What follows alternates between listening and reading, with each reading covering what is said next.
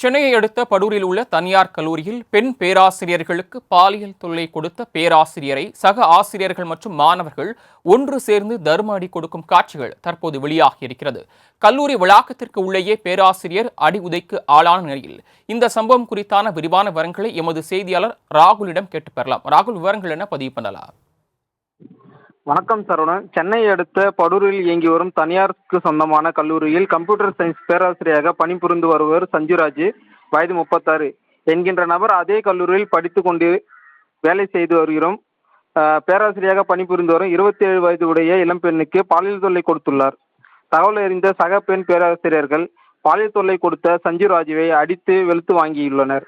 இது குறித்து தகவல் அறிந்த கல்லூரி மாணவர்கள் பாலியல் தொல்லை கொடுத்த பேராசிரியர் சஞ்சுராஜுவை தர்ம அடி கொடுத்து அவரை சிறையில் பிடித்து கேளம்பாக்கம் காவல்துறையினருக்கு தகவல் தெரிவித்துள்ளனர்.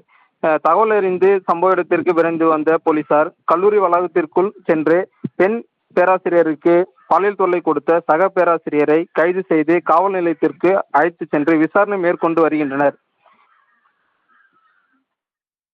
தாங்கள் வழங்கிய தகவல்களுக்கு நன்றி ராகுல்.